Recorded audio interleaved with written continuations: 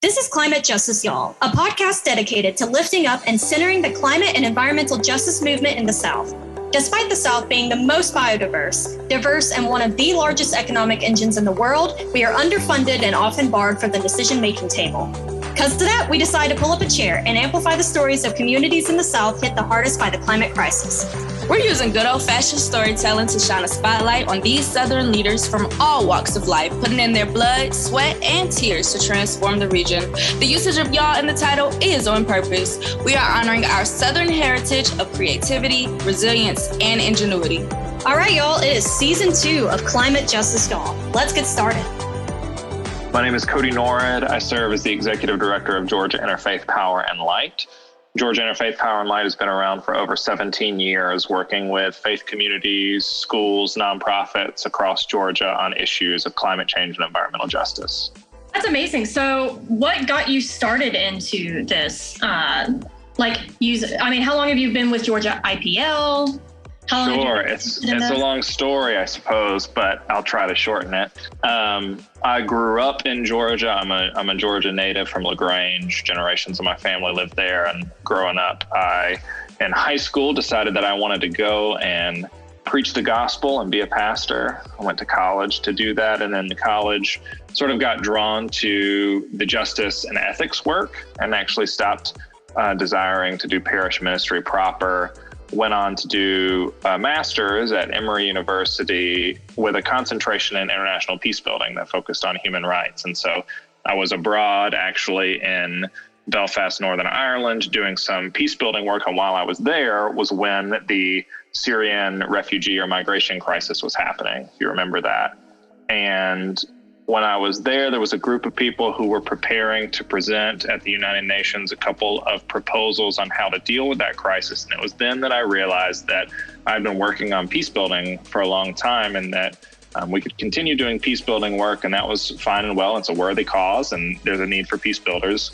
But for me, I sort of recognized that a large amount of conflicts, violent or migratory in nature, stem from resource depletion or resource mismanagement, in part or in large part due to climate change. And so when I realized that and returned to the United States, I started thinking about what are ways to get involved in climate work. That ultimately, if you wanted to get a peace building work, people need to be working on climate, and came to work at GIPL as the Associate for Programs and Policy almost 5 years ago. I've been here ever since. Wow, that's crazy. That's great, honestly. So I'm quite sure you know, like my dad, Michael Malcolm, he is just as I've heard of him. Right. He's just as involved, very similar in kind of relating climate change and faith together. But for those who don't know, can you kind of go over what's the intersection of climate change and faith? And why should faith communities care about climate change? Yeah, I mean, you briefly mentioned it, right, but we would love for you to completely outline what that would mean. Yeah, I mean, I'll speak from my own tradition first. I'm a Christian. I come from that tradition, though I work for an interfaith organization. And I could spend another 2 hours laying out, a scriptural basis for why caring about creation is fundamental to what it means to love God and love neighbor. That the story starts with a commandment to care for the garden. And if you ask people what the commandments from God are and they start with 10, then they missed it, because the beginning of the story gives 1, and it's to take care of the garden. And throughout Christian scripture, the created world is what gives worship and testimony to God. Throughout scripture, it's the rocks that part and give water in the desert. It's the parting of the Red Sea to allow the people of God to move out of Egypt. It's all of the parables are centered on environmental themes. And the end of the story in Revelation is the promise of a throne of God that spills out clean, fresh water for everyone. So the promise of God is the desire for clean water, clean air, clean forests for everyone. Deeper than that, though, is there isn't a major tradition that doesn't have the tenets of loving God and loving neighbor. And I would posit that it's impossible to do those things without caring about the environment.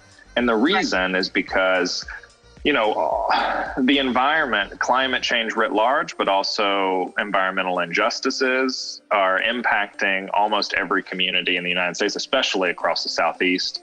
And so if you're going to talk about caring for people, you've got to talk about caring for clean water and microplastics and sea level rise and community resilience and air pollution due to biomass and energy burden. People can't pay their electricity bills, so they're choosing between turning on the air conditioner in a 120-degree summer in Atlanta or buying their medicine. I mean, this is real for people. Very true. Mm-hmm.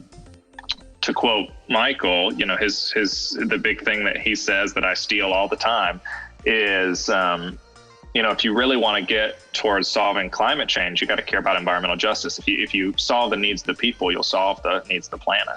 100%. 100%.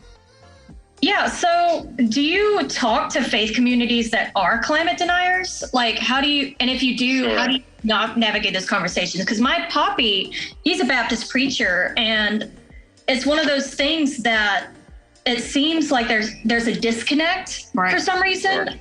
Or I've heard people say, oh, well, God will take care of it when it comes to the climate crisis. And that can be so frustrating. And so do you talk to climate deniers, and how do you talk to them, Sure. Yeah, no, it's complicated, right? I mean, so first, in Georgia, at least there's some 12 to 15,000 houses of worship. So you think about the amount of land, the amount of people, the amount of energy, the amount of influence that has, it's really significant. So here at Gipple, I kind of say that we have, our purpose is twofold in this regard. One is that we seek to equip congregations with the tools they need to run forward to do climate action and to work on issues of environmental justice. Congregations that get it, congregations that are dedicated to it, people of faith who understand how interwoven those commitments are with what it means to be alive and what it means to love God. The other piece of the coin is it's our job to educate folks, bring communities along who don't have any experience working on climate. Maybe they're climate deniers in one way, shape, form, or another. And so to bring those people along to join the movement, because if we had everybody we needed to win this movement, we would have already won. So there's some work that has to be done and bring communities along. And the way that we do that, because I agree that, the term climate change anyway is a pretty politicized and loaded term. And oftentimes when people think about it, the first thing that they think about is a large trash heap in the middle of the ocean somewhere, or a melting Arctic somewhere. And whether they believe it or not is sort of irrelevant, because it's something very far away, something that it's really hard to wrap our head around. Right. So often I don't even talk about climate change, because to get people to be mobilized to work on the issues that are stemming climate change, you don't have to talk about it. What I like to talk about is clean water, clean air, parks. People, whether they believe in climate or not, at the most fundamental level, want their grandkids to have a park to play in, or to be able to breathe without having asthma, or they value the river that runs through their community and they pull drinking water from. And so the way to get at climate for me is to deal with environmental injustices at the local level, make people realize that it isn't climate change happening in some faraway place or even at the state level. It's environmental injustices happening in your backyard. And most people care about those kind of things. And there's a way to pitch it in a way that isn't so partisan or politicized or uses some of the words that flare people up. But the true idea that, what you're called to do is to dig your hands into the dirt and create the kingdom of God where you are, pull it down from heaven. And the way to do that is to create this beautiful and blossoming world. Yeah, often people do talk about, I've heard it said that, you leave it up to God, that God's gonna do it. And my response is that no one believes that about evangelism, or else we wouldn't do it. No one believes that God's just gonna do it. We're the mouthpieces and the hands and feet of the living God. And so the the commandment to not steal or to bear false witness, that's not because God couldn't do it. It's because we have to do something to bring about God's presence in the world. We're the mouthpieces. And so the same is true for doing environmental justice and caring for the created world. Wow, I love how you put that, because it sounds like you something that I think is valuable, how do I put this, is that you're ensuring that people are still being responsible, right, and still also acknowledging the power of God per se. And I think that's really valuable. And the fact that you're also meeting people where they're at, right, is something that I think a lot of people can learn from, especially like, community organizers or politicians or anything. I mean, how can we expect people to act and do something to make their community safer with climate change if we aren't meeting them where they're at or talking about like the shared values that we have? You know what I mean? Yeah, well, we know because, it's true on climate, but it's true on anything else, is that people don't make decisions based on data or facts or science being thrown at them. They make decisions based on the stories and morals that ground their reality where they live and how they think and how they make meaning in the world. And so religion is that tool, is the way that people orient to making meaning in the world, whether they recognize that or not. And so using the stories that we have in our traditions to point towards the truths that we know and must implement in our world is key to that. Well put. I have a quick question. Have you ever gotten to the point where it's like, to hell with that? Like, okay, these people not understanding what I'm saying. I've tried to meet them where they're at. I've tried to incorporate religion.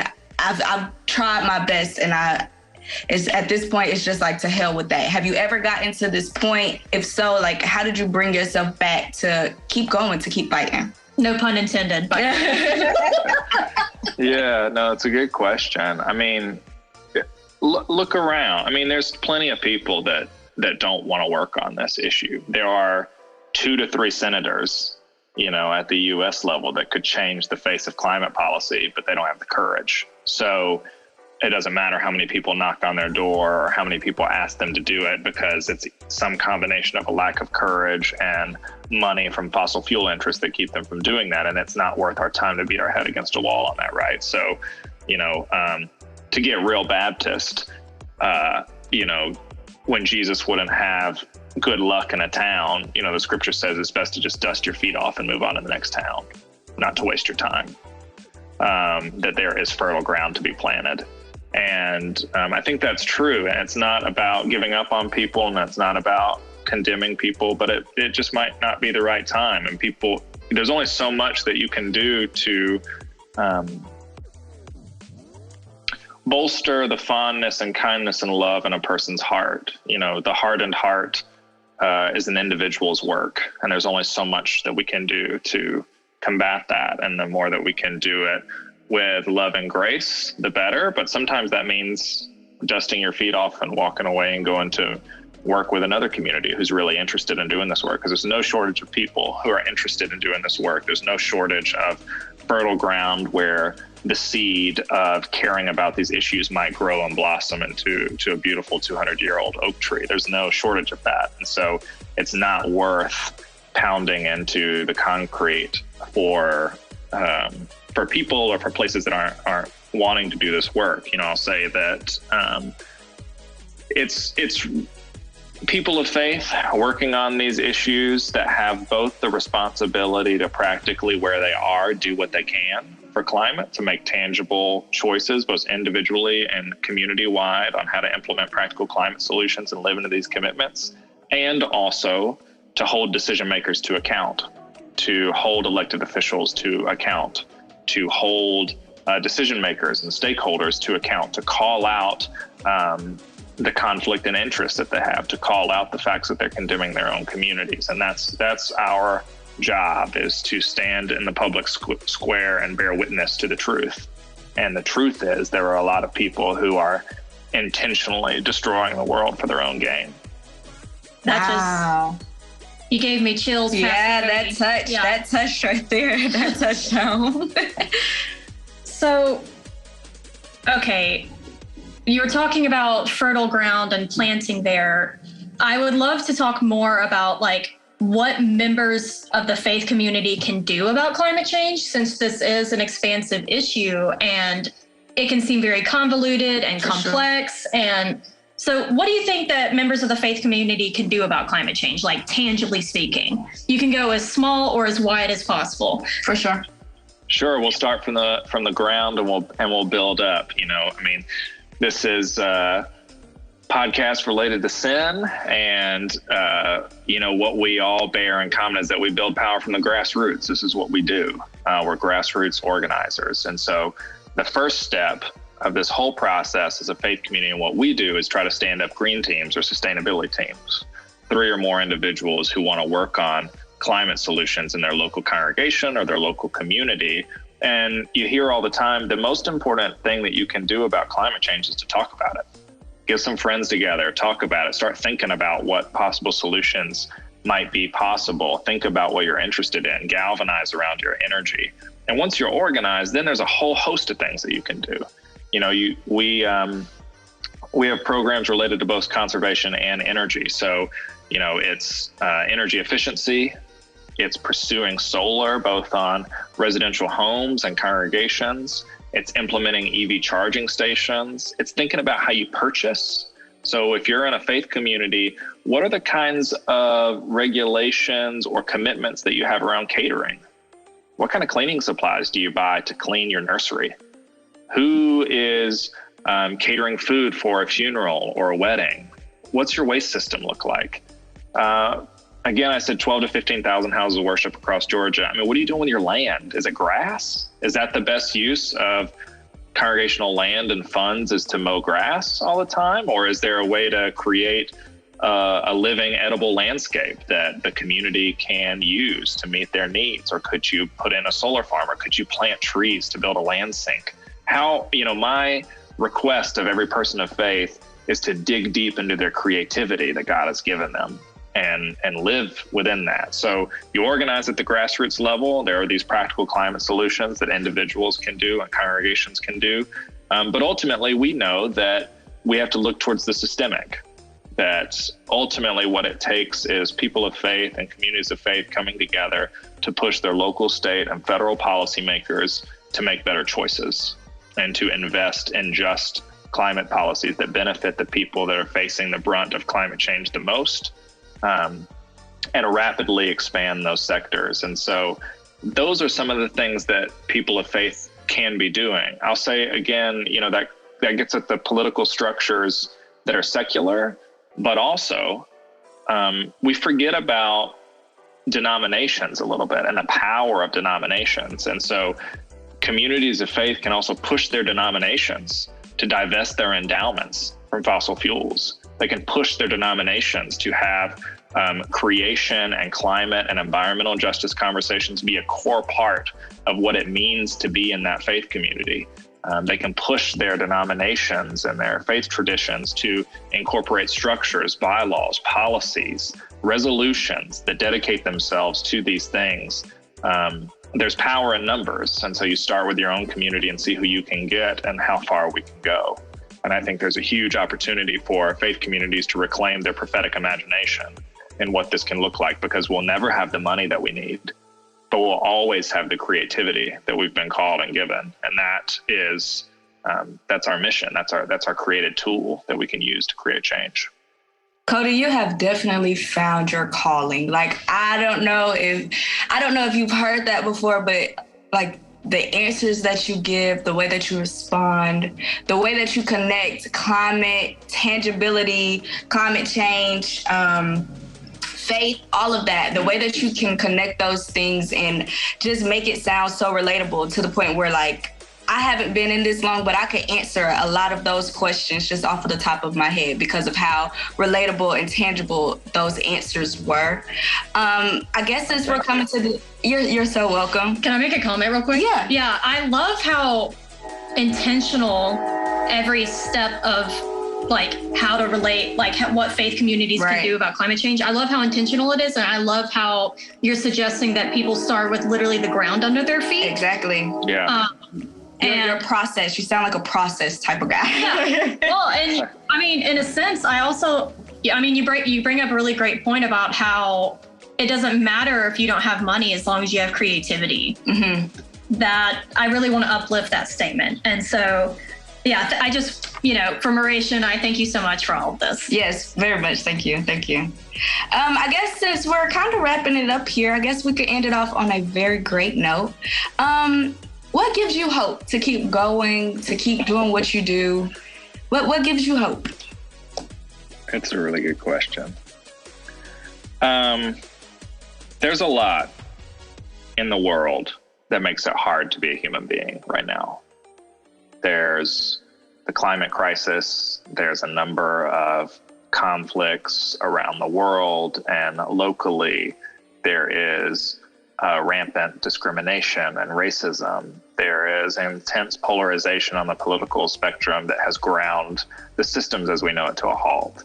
And it is easy to be paralyzed by that reality and to give up. And I think that's what the system wants. The system is designed to be complicated, complex, burdensome, so that it might steal and sap the energy out of everyday people so that they don't know what to do and they don't have the energy to push against it in any way. And so, yes, Cody. Yes, Cody. Yeah. So what gives me hope is all the wonderful people who inspire me every day to keep doing this work, the people who are alongside of me. I mean, there are so many people in the SEN community, especially in the IPL network, in the US CAN network, who I look to and know that they are alongside of me, and I'm lucky enough to walk alongside of them and in most cases follow behind them on the trails that they have paved before us. I think what gives me hope and what I would give to everybody is that, I'm in the Christian faith, so I'll take a point of privilege to speak from that perspective for a moment. Either you believe that there is a God who walked into death and brought themselves out of it. It's the season of Lent right now. There is a God that walked into death and conquered it and rose again to demonstrate that it's impossible for the empire to kill love, that it's impossible for the empire to destroy community organizing and creativity and art and beauty. And that no matter how hard you try to cut the tree, that the stump of Jesse, that there is a root, that it will regrow itself, that the drumbeat of protest and justice can't be silenced at any point, that you could diminish it, you could try to put it in a box, but the chains will be broken. That's the promise. And so the promise is that as hard as it may seem, as dark as it may seem, that the promise is that it cannot stay. And I'm encouraged by the people who spend their entire lives fighting against that to make sure that that the light prevails and that there's hope for communities and that communities can thrive and live and breathe clean air and drink clean water and celebrate in the sunshine. I mean, that's the hope. And so I'm encouraged by you all. I'm encouraged by the network. I'm encouraged by the communities who are rising up with their creativity and with their purpose and with their prophetic voice to challenge the utilities and the elected officials who are hell-bent on being greedy instead of being compassionate. And that's the work before us. Thank you for bringing us to church, Pastor Cody. Thank you so much. No, thank you. And thank you from people at SEN, which, by the way, listeners, it's not SEN like SIN, it's SCEN. Very important distinction. Very important distinction. Thank you. Thank you so much, Pastor Cody. Cody, for the people who like don't know how to reach you or whatnot, can you give them a bit more information? Like, where can they reach you? What's some things you got coming up? Yeah, just tell them a little bit more. Absolutely. Happy to. So you can reach us. Our website is www.gipl.org. You can email me directly at codi at gipl.org, and I'm happy to get back with you. I think the most exciting thing that we have is on May 7th.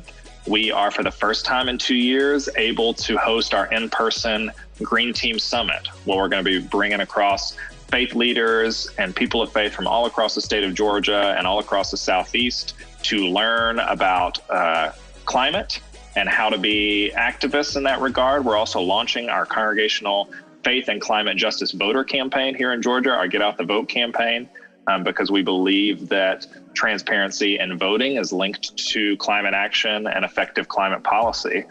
So we'll have speakers, Briante McCorkle and Juan Smith from Georgia Conservation Voters. We will have the EPA Region 4 Director Daniel Blackman on for an interview, as well as a bunch of training. So if you're interested, again, that's May 7th.